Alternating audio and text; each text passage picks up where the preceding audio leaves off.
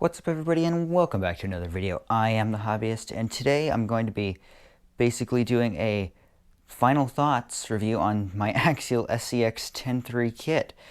Since the last video involving this truck, a lot of time has passed, so I've gotten some time to drive it. I haven't modified it since the last video. All that's been changed, is just the lights and those 3D accessories that I showed you guys. But that's it. I do have some upgrades coming soon, so I wanted to make this video before I changed things. So without further ado, let's get right into it. So before I get into the crazy technicalities of everything, I just want to say, before I take the body off, this body is very, very nice. It's a fantastic body, as you saw in the previous videos. It takes a little bit to put together, but it's worth it in the end. My removable top, since I have driven this, it's gotten scratched, so what I've done is remasked and just done a fresh coat of paint on the removable top, which is nice. And then I've also cut out the tinting on these windows and the windshield. Is that loose? I can't even tell. But other than that, it's a really cool body, and I definitely recommend it. You can get it separately as well, which is nice. As well as the Gladiator body as well. So if you don't like the Wrangler, but you like the Gladiator, and this has the adjustable chassis rails, obviously, so you can do that. But it's just a very nice body and a very, very cool style. So moving on to some of the performance aspects. Starting with the tires, the stock tires are surprisingly decent. These licensed Yico Trail Grappler tires, they're definitely much better than the original Yico Trail Grappler tires from Axial. So I very much appreciate that. But these I am never going to have to change them because this is just a trail truck, but I've done some pretty severe crawling with this, and this can still find grip, which is just mind-blowing to me for a stock tire. I think the compound is a little bit softer, which is nice, but overall just a very good, fantastic tire overall. The foams, as you can see, they're squishing a little bit. It's a little bit soft, but that's just helping with the grip. So that's pretty good. Moving right along, looking under the hood real quick, obviously the portal axles are a huge plus on this truck. Absolutely fantastic. I haven't had any breakages, and I've driven this thing pretty hard. So overall, the portal axles have been doing very well for me. The C-hubs are nice and strong, so I very much like those. The shocks. So when I first built up the shocks, there was a little leaking. It wasn't nearly as bad as the 10-2 shocks, but there was a little bit of leaking, so I took them apart, and maybe you guys can see in there the little plastic reservoir right there. I unscrewed that and put some team-associated green slime in, and that seems to have solved the problem. I've had no leaking since I've done that, and considering that, the green slime is like a $3 edition, it's not too bad overall. So I'm very excited to see how those worked out. So other things to note, the transmission. So obviously this has got the super scale transmission in it that has the 2-speed and dig functionality via the 2 micro servos by Spectrum. And I've heard of a lot of people breaking their servos. I haven't had any issues. If you set your endpoints correctly, then I don't think you will either. I run it on this Spectrum DX5C right here, which has adjustable endpoints for all dimensions. And I just did that, and I've got the servo savers on there just to be safe. But I've had no problems. The dig shifts almost perfectly every time. The 2-speed is a little late when you're going faster, I've noticed, but it's not too bad, especially considering that it's probably the slack in the servo saver that's causing that. I would also recommend, I actually ended up taking this transmission out and re-greasing it because the tube of grease that Axial gives you isn't really sufficient. So I ended up taking it apart and re-greasing it. But other than that, it's no big deal. The ESC, you guys know I'm running it on Hobbywing 1080. No problems there. The motor in the little scale engine thing right here, it has no temperature issues on the stock gearing. I'm running a Holmes Crawlmaster Sport 13 turn 540 motor in here. No temperature issues whatsoever. I'm running an Amazon servo in here. But yeah, it all just works really, really well. Another complaint I've seen quite a bit online is the panhard right here being really thin and just kind of an odd shape. I've had no issues with it. Yeah, so far so good. I don't have anything to complain about it. And I've taken this thing on some pretty rough rocks, so I can tell you that this thing works really, really well. Other things to point out, the dual battery tray is also fantastic. I mean, I run shorty pack, so I've got the side battery tray, and then I converted the bigger one into like kind of my area for the lights, because I'm running a 4-channel receiver, and this receiver box is kind of small, I will admit, because I'm running a 4-channel Spectrum receiver in here, and I can barely fit all the wires in, and then I had to run an extension wire to get all of my lights plugged in as such. But it's not a huge deal, I guess. I mean, if lights are your thing, then you might just use this to put on a whole light controller in. This is perfect for that. I kind of just did some separate lighting. I put on the underglows, which again, the underglow lights in these inner fender wells is fantastic. I love that they already come with a spot for them. And the inner fender wells themselves are great because with the body on, it just seals up everything.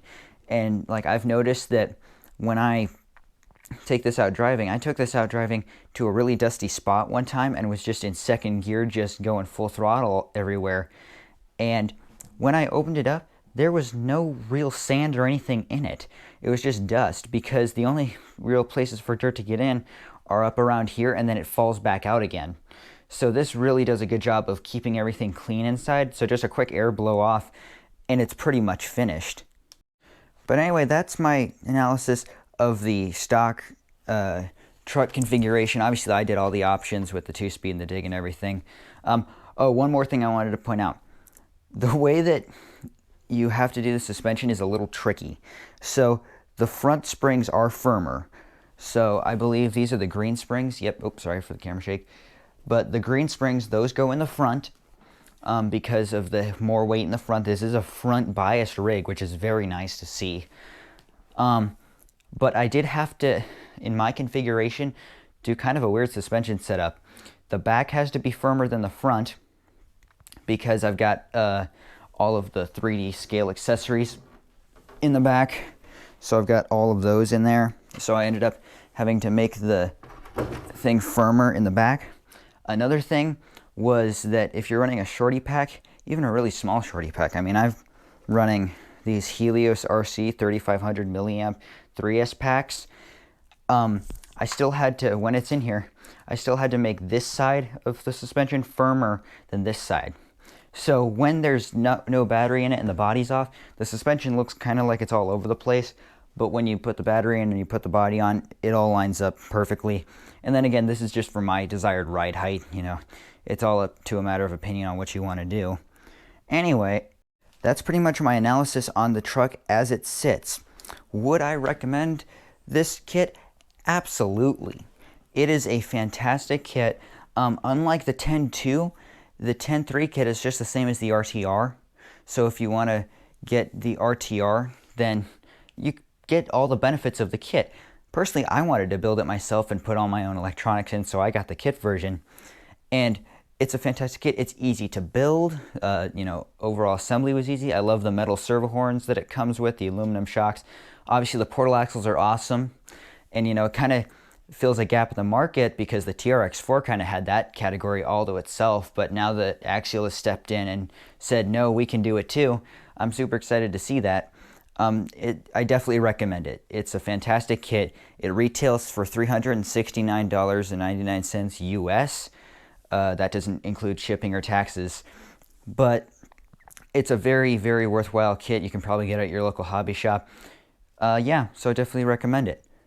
Real quick before I go, I wanted to talk about some of the upgrades I have planned for this truck because, as I said, it's going to be a trail truck. Because I already have a performance-oriented vehicle, which is this one right here. This is my 4RC hammer jaw that I've put Wraith axles on. I put a ton of work into this. You know, this one was definitely a money pit for me, but this thing will go over anything.